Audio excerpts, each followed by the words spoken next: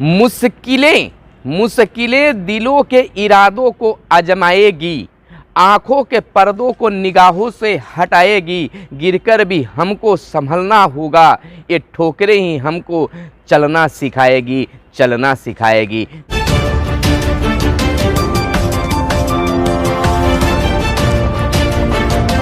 नमस्कार, good morning, सुप्रभात। आप देख रहे हैं मगध संवाद के खास कार्यक्रम सुबह सवेरे। और सुबह सवेरे के इस खास कार्यक्रम में हम आपके लिए लेकर आते हैं अखबारों के पन्नों से खबरों को ढूंढकर। नमस्कार, मैं आपके साथ हूं सुनील बॉबी और आप इस समय देख रहे हैं मगध संवाद। बिहार की राजनीति में एक बड़ा बदलाव होगा। शीघ्र ही बिहार मंत्रिमंडल का गठन होगा और शाहनवाज हुसैन कृष्णनंदन प्रसाद वर्मा की एंट्री मंत्री पद के रूप में हो सकता है। अब मैट्रिक के विद्यार्थी जूता न पहनकर चप्पल पहनकर जाएंगे। एक बेंच पर मात्र 2 विद्यार्थी बैठेंगे। बहुत सारे अपडेट मैट्रिक परीक्षार्थियों के लिए बिहार बोर्ड ने जारी किया है। शिक्षक अभ्यर्थियों का समर्थन तेजस्वी यादव का मिला। मसाल जुलूस निकालकर सरकार को चेताया गया। अलबत्ता डीएम से बात की गई धरना स्थल को सुनिश्चित करने के लिए, लेकिन जब तेजस्वी यादव ने कहा कि मैं तेजस्वी यादव बोल रहा हूं तो डीएम साहेब का लहजा ही कुछ और बदल गया।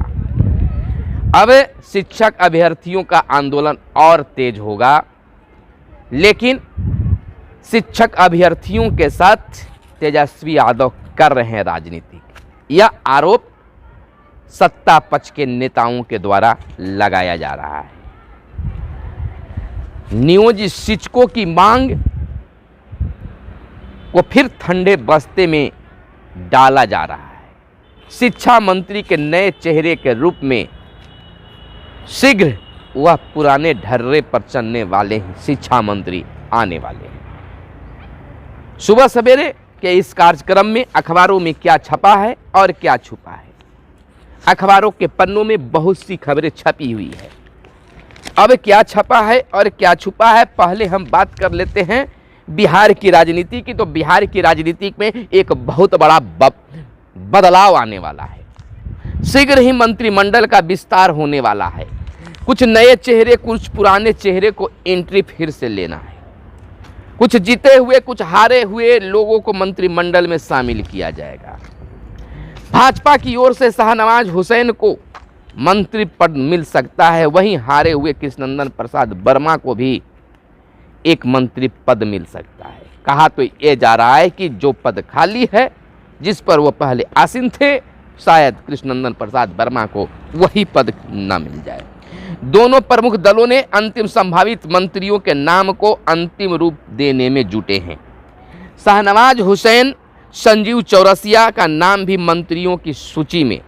लेसी सी, श्रवण कुमार महेश्वर और कृष्णनंदन प्रसाद वर्मा भी बन सकते हैं मंत्री।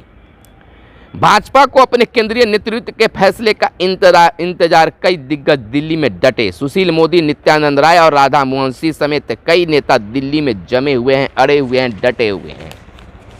अब सभी इसको बोलने से बच रहे हैं कि मंत्रिमंडल का विस्तार कब होगा, क्योंकि मुख्यमंत्री नीतीश कुमार का भी बयान आ गया है कि जल्द ही मंत्रिमंडल का विस्तार होगा। और इसी पर लोग ठप्पा मुहर लगा रहे हैं कि जब मुख्यमंत्री जी ने ही कह दिया है कि शीघ्र गठन होगा तो इस पर बयान क्या दिया जा सके। और मुख्यमंत्री जो कहते हैं वह करते भी हैं।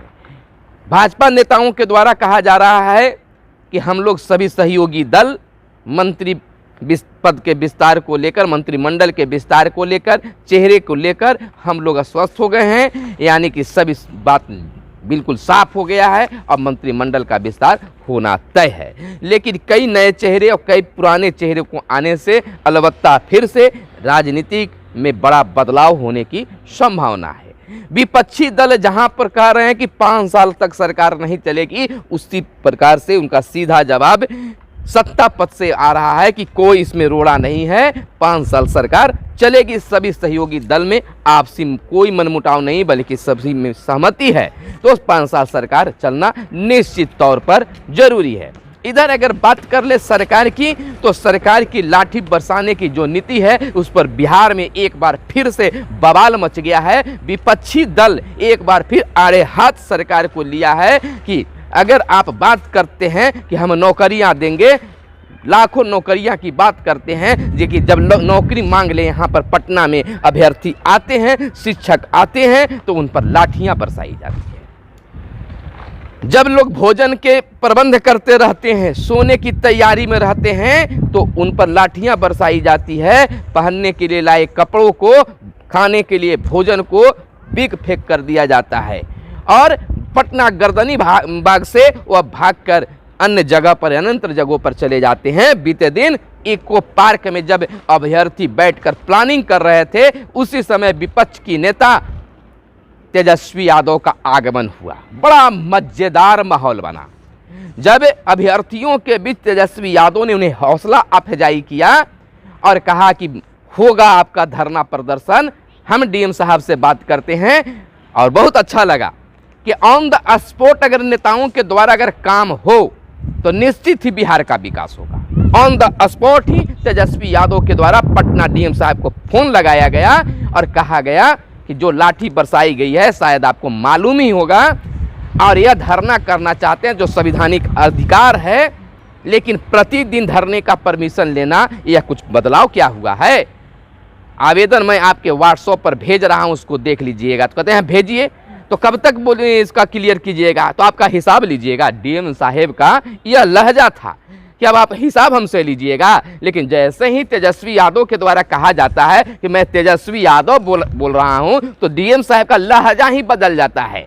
जी जी जी सर, जी सर, इस तरह से कहकर उनकी लहजा बदल जाती है। यही लहजा चाहे नेता हो या पदाधिकारी हो, अगर आम जनों के लिए अगर हो जाए तो बिहार में कोई न्याय नुकुर नहीं हो, केवल विकास की बात होगी। यह लहजा पदाधिकारियों की होनी चाहिए और नेताओं का भी यह काम होना चाहिए कि आप बिहार की विकास और लोगों को सहयोग करना चाहते हैं तो इस तरह से ऑन द स्पॉट काम को करें। इधर अगर शिक्षक अभ्यर्थियों पर बात कर लें तो शिक्षक अभ्यर्थी अभी अपने मांगों को लेकर डटे और अड़े हैं। बीते शाम को तेजस्वी यादव के साथ उनका समर्थन मिला है और मशाल जुलूस पटना में निकाला गया। परमिशन के लिए मांग किया गया कि हम अपने धरना कहां पर दें, सरकार इसको निश्चित करे, डीएम साहब इसका ऑर्डर जारी करे। यानी कि जब तक उनकी नियुक्ति पत्र की घोषणा नहीं होती है, जब तक उनका काउंसलिंग की तिथि निर्धारित नहीं होती है, वह डटे और अड़े रहने की बात को कर रहे हैं। इधर बात कर ले मैट्रिक के विद्यार्थियों के लिए, तो मैट्रिक के विद्यार्थियों के लिए खासा अपडेट आज के अखबारों में और बिहार बोर्ड के द्वारा आया है। कहा गया है कि बिहार बोर्ड परीक्षा में चप्पल पहनने की अनुमति, जूता मोजा पर रोक। जूता मोजा पहनकर कोई भी परीक्षार्थी परीक्षा देने मैट्रिक के नहीं जाएंगे, केवल चप्पल पहनने की अनुमति उनको मिल रही है। टाइम टेबल के अनुसार 10वीं की परीक्षा जहां 1 फरवरी से होगी, वहीं 12वीं की परीक्षा 17 फरवरी से शुरू होनी है।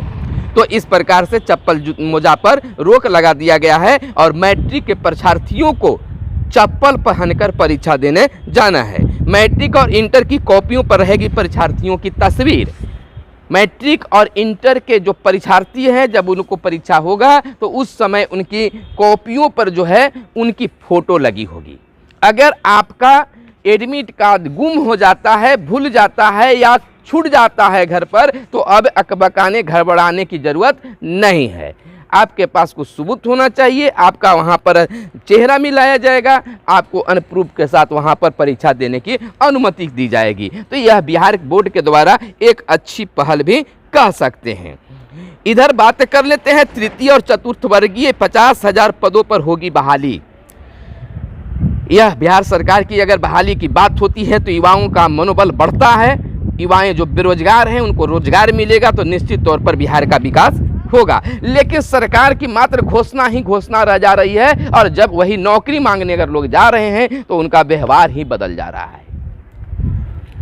हाई कोर्ट के बाद फैसले के बाद शिक्षकों अभ्यर्थियों को बहाली शीघ्र करने की बात कही गई, प्रक्रिया शुरू हुई, लेकिन टाल मटोल वाली नीति नियोजित शिक्षकों के साथ में यही हो रहा है, अन्य कर्मचारियों के साथ में हो रहा है। फिर सरकार के द्वारा कहा जा रहा है कि तृतीय और चतुर्थ वर्गीय 50,000 पदों पर होगी बहाली। बिहार कर्मचारी चयन आयोग ने मांगी सभी विभागों से रिक्तियां, समय निर्धारित किया गया है। इसकी योग्यता मैट्रिक होगी। मैट्रिक पास युवाओं और युवतियों के लिए एक खासा ऑफर है कि तृतीय और चतुर्थ वर्गीय 50,000 पदों के लेकर वैकेंसी शीघ्र आपके बीच आ रही है। सभी विभागों से इसका ब्यौरा मांगा गया है कि आपके विभाग में कितना पद खाली है, कितने की बहाली होनी चाहिए। तो यह युवाओं के लिए, युवतियों के लिए एक खासा ऑफर है कि 50,000 अगर बहाली हो जाती है तो काफ़ी अच्छा युवाओं के लिए होगा।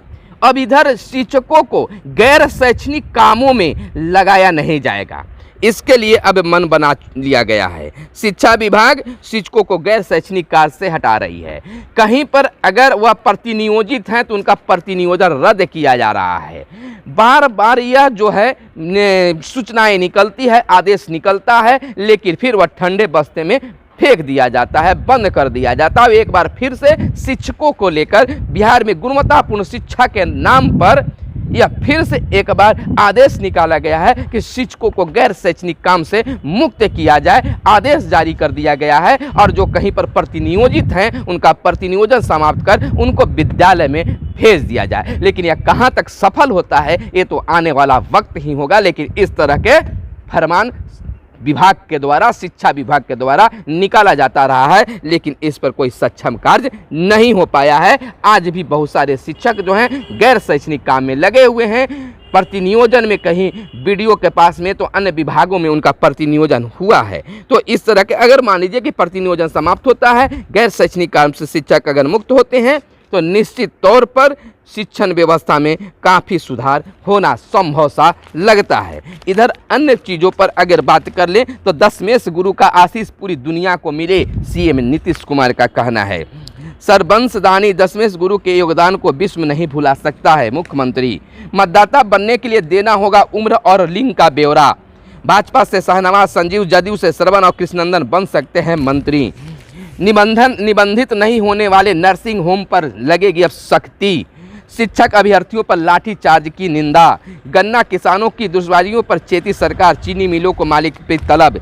शिक्षा के महत्व को नहीं जानते हैं तेजस्वी यादव। तेजस्वी यादव पर संजय सिंह का आरोप लगाया गया है, जो जदयू के नेता हैं, कि जो अभ्यर्थी शिक्षकों के साथ में वो ड्रामा कर रहे हैं, वह एक ड्रामेबाजी है। उनको शिक्षा का महत्व की जानकारी नहीं है। मंत्रिमंडल विस्तार में जदयू को भाजपा के पेच सुलझाने का इंतजार। मंत्रिमंडल विस्तार में जदयू को भाजपा के पेच सुलझाने का विस्तार का इंतजार है। बजट सत्र में आ सकती है दिक्कत। सीटों का फार्मूला भी अभी तय नहीं। एक तरफ है कहा जा रहा है कि सीटों का फार्मूला तय कर लिया गया है और इस तरह से भी बातें आ रही, बहुत सी बातें छुपी है, बहुत सी बातों को बताया गया है। तो आप हमारे साथ बने रहें, फिर हम कल बताएंगे सुबह सवेरे के आपके लिए इस खास कार्यक्रम में कि अखबारों में क्या छपा है और क्या छुपा है, बिहार में कौन सी राजनीति चल रही है, कौन सा नया वैकेंसी आया है, विद्यार्थियों के लिए क्या हक की बात आई है, युवाओं के लिए क्या ऑफर है। तमाम चीज़ों को, सकारात्मक और नकारात्मक हर खबरों को आपके बीच में लेकर आएंगे। आप केवल सपोर्ट करें, हमारे फेसबुक पेज को लाइक करें, हमारे यूट्यूब चैनल को सब्सक्राइब करें और वीडियो बेहतर रहे तो लाइक वाला बटन दबाना भूलें नहीं। धन्यवाद। जय हिंद, जय भारत, वंदे मातरम।